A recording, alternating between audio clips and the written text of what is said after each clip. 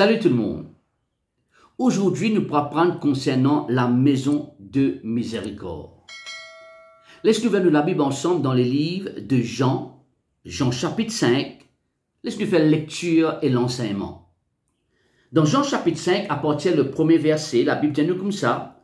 Après cela, il y eut une fête des Juifs. Jésus monta à Jérusalem. Or, à Jérusalem, près de la porte de Brebis, il y a une piscine qui s'appelle en hébreu Bethesda et qui a 5 portiques.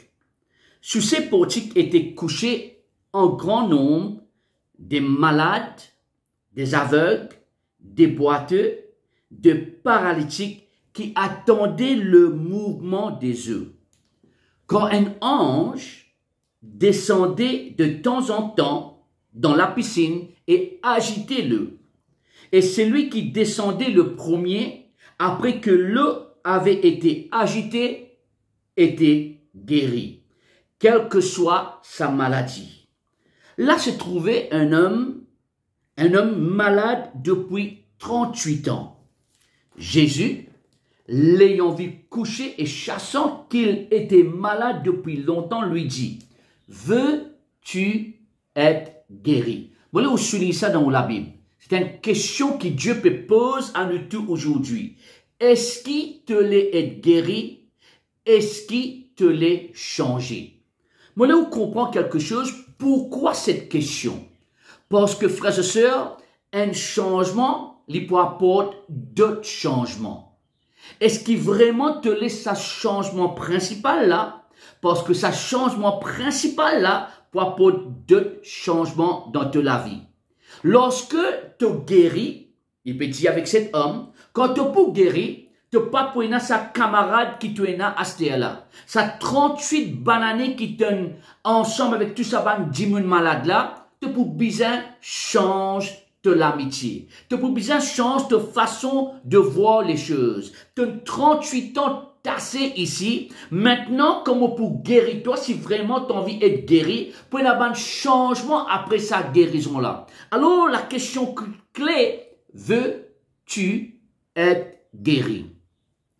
Aujourd'hui, Dieu peut poser nous sa même question là. Est-ce qu'il vraiment t'as envie d'être guéri? Est-ce qu'il vraiment t'as envie d'être délivré? Est-ce qu'il vraiment te laisse un miracle là? Est-ce qu'il vraiment te laisse un changement là? Est-ce qu'il vraiment te laisse sa transformation là?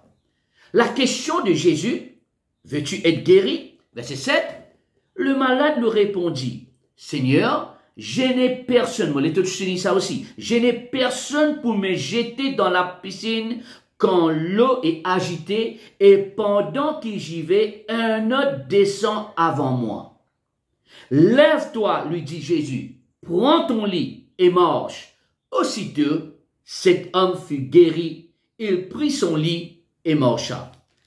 Laisse-nous comprendre qui peut arriver ici, frères et sœurs. Parce qu'il n'oublie pas, Jésus, il est le même hier, aujourd'hui et éternellement. Ce qu'il a fait 2000 ans de cela, il peut aussi le faire aujourd'hui. Ce qu'il a fait, les miracles, les guérisons, ce qu'il a fait, les délivrances, il peut aussi le faire pour toi et pour moi aujourd'hui. Première chose qui nous besoin comprendre, frères et sœurs, c'est que Bethesda veut dire maison de miséricorde. Bethesda veut dire en hébreu maison de miséricorde. Ou soit aussi maison de grâce. Il y en a beaucoup parmi nous, nous besoin la miséricorde de Dieu, nous besoin la grâce de Dieu. C'est la miséricorde de Dieu et la grâce de Dieu qui produit un changement dans nous la vie.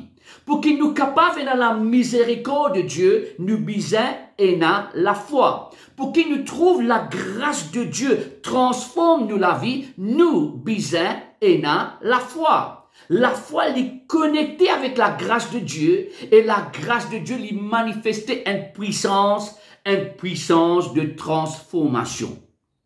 Alors, Bethesda, frères et sœurs, veut dire maison de miséricorde. Il y en a 5, la Bible dit, 5 portiques et le chiffre 5 représente la grâce.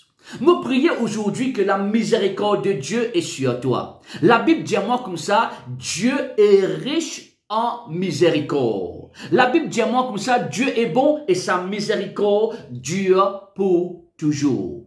Alors, la miséricorde de Dieu visait opérer et activer dans mon vie, dans ta vie, dans nos foyers, dans nos familles.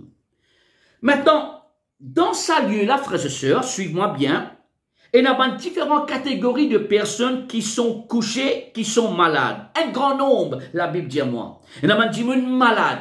Il y en a beaucoup parmi nous, frères et sœurs, nous avons certaines maladies dans nous. Maladie dans nous les corps, maladie l'eau nous les corps, maladie dans nous la tête, maladie dans nous pensées, maladie dans nous l'état d'âme, tout ce qui a été sorte de maladie. Mais peu importe qui maladie est capable d'être, Jésus guérit tous les malades. Deuxième frères et sœurs, il y en a aveugle.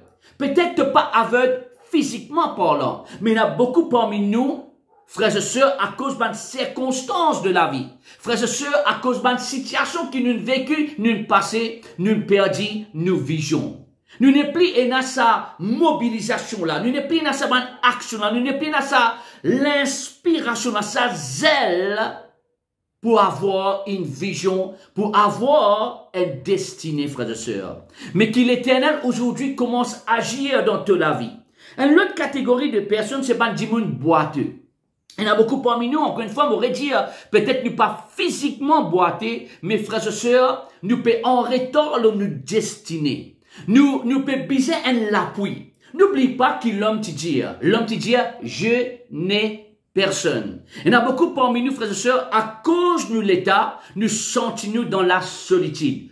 On a personne. Tout ça, Dimon qui est autour de sa piscine là, sa boucle là, tu toujours senti dans la solitude. Et pas pour un an, pas pour 38 mois, mais pour 38 ans. 38 ans de souffrance, 38 ans de la solitude. Mon frère, ma soeur, mon prier aujourd'hui, mon pas connaître combien de temps tu peux souffrir. Mon pas connaître combien de temps tu dans l'état que tu étais là. Mon pas connaître combien de temps tu dans la solitude. Mais mon connaît, Dieu est un Dieu de miséricorde, Dieu est un Dieu de grâce, et sa grâce peut te sauver. Sa grâce peut te changer. Sa grâce peut te guérir. Sa grâce peut te délivrer. Gloire à Jésus-Christ. Donc, frères et sœurs, maintenant, c'est une autre chose. Nous connaissons, frères et sœurs, c'est dans le livre de Luc chapitre 3, que Jésus-Christ commence ce ministère à l'âge de 30 ans. 3 ans après, il y a la croix du calvaire pour toi et pour moi. Moi, je te remarqué que cet homme, pendant 38 bonnes années, il est malade. Il était malade avant que Jésus naisse. Et pendant que Jésus peut grandir, et lorsque Jésus peut commencer ce ministère, sur l'état encore pareil ou ça peut empirer. Combien de temps toi, est-ce qu'il te malade? Combien de temps toi, est-ce qu'il te boiteux? Combien de temps toi, est-ce qu'il te trouve toi sans vision? La Bible dit un démon qui peut la vision, il peut périr. Nous trouvons une autre catégorie, frères et sœurs, 4e catégorie, des paralytiques.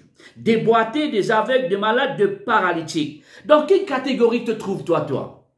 M'aurait dit, peut-être li pas physiquement parlant, peut-être li émotionnellement parlant, peut-être li mentalement parlant, peut-être li financièrement parlant, peut-être dans l'état familial qui te trouve toi, même qui te entouré avec du monde, mais te trouve toi dans la solitude, te trouve toi malade.